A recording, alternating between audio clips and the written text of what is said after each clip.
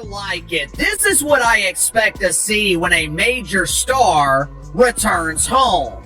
Caitlin Clark returned to Iowa today for the first time since she walked away from professional basketball to join the Pretenders in the WNBA dump. And this, in contrast to Caitlin Clark's Iowa homecoming, which painted a different picture with all fans paying $670 per ticket, tailgating hours before tip-off, and filling the venue to capacity, Angel Reese claimed that people weren't just watching for Clark. They were also watching for me. However, what do Star P's seats reveal when 6,373 fans showed up for her LSU return game, leaving more than half the arena empty, generating a thrilling environment reminiscent of a championship game?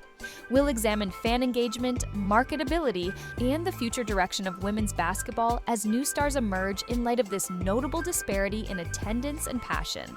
Yesterday, it appeared as though the entire state of Iowa shut down. Traffic crowds, thousands of people were gathered outside the arena hours before the game even started. there were more people standing outside without tickets than people who used their complimentary tickets to see the immaculate return of Angel Reese at LSU on Friday night. This is what the drawing power of it. Yes, it was supposed to be a big homecoming event, but based on the pictures, her own arena could hardly fill half of its capacity. That's crazy, especially given all of her bluster about drawing fans. However, they're watching because of Me Too, and they're playing at LSU. Some people are currently following her on social media. Admirers.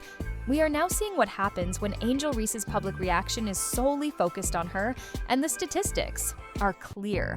Angel often emphasized how she was a huge attraction, drawing crowds wherever she went, and claimed that people were watching women's basketball for her as well. Caitlin Clark, Soldier. Go follow. Right here. This was last night's attendance.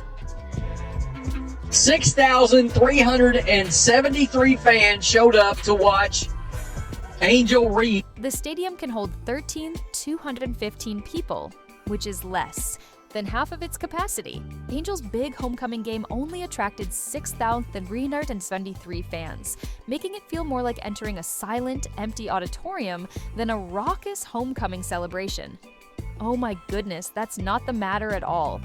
I don't know, but we're going to bring this up because Angel came out and said, "I'm going to play the victim." Or, well, the victim. Yes, and the antagonist pictures from the game explain the whole tale. When the camera swept around the arena on a peaceful Sunday, how come a player who claims to be this huge celebrity with immense drawing power had so many vacant seats at her most anticipated appearance? There were significant vacant sections in the lower bowl, and rows upon rows of empty seats were evident throughout the facility, not just in certain areas. The vacant seats serve as silent witnesses that disprove her assertions of star power, and the higher parts appeared to be a ghost town. Nobody showed up to this sucker. Nobody. Let me just blow this. Look at that. I noticed it right off the bat. Look, number one, look at all the purple seats down here in this lower section. And then the entire top bowl, forget about it. Forget about it. There wasn't anybody there. It wasn't. This situation is made worse by the fact that the WNBA marketing team actually executed their promotion strategy well. They heavily promoted this homecoming game, framed it as a special occasion, and did everything in their power to give her the chance to shine in front of a packed house. It wasn't just any random weeknight matchup against an unknown opponent.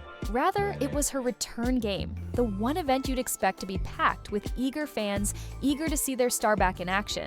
So, although having millions of Instagram followers may seem impressive, it becomes evident that Angel's social media fame isn't translating into actual ticket sales when you consider that only a small percentage of people actually cared enough to attend her game.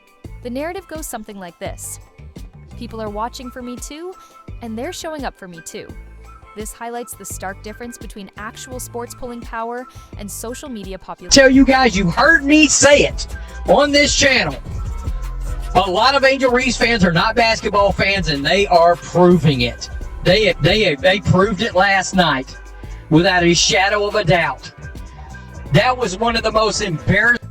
What this means for women's sports. It is an illusion, at least in terms of mainstream drawing power, because her popularity on social media does not translate into ticket sales for her. It is one thing to talk about your star power in interviews, but it is quite another when supporters fail to show up with their money and gifts. People are watching for me too, but it seems suspicious when her own stadium is half empty at her big moment of popularity. TV ratings are not correlated with popularity.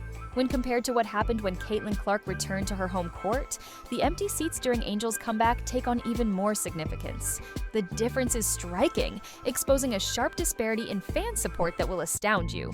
The lonely men who are patiently waiting for her next photo are not patiently waiting for her next Miss. This is what the drawing power of a real star looks like. This is the difference I'm always talking about when I explain the difference between. When Caitlin Clark made her comeback to the court in Iowa, did you ever see fans paying $670 for a WNBA ticket for a preseason exhibition game instead of a title game or the finals? Trust me, that's just the start of how strange this whole thing became was when Angel Reese couldn't fill half her arena. The figures showed how different these two events were, and Caitlin Clark's homecoming game against Brazil created a scene never seen in women's sports.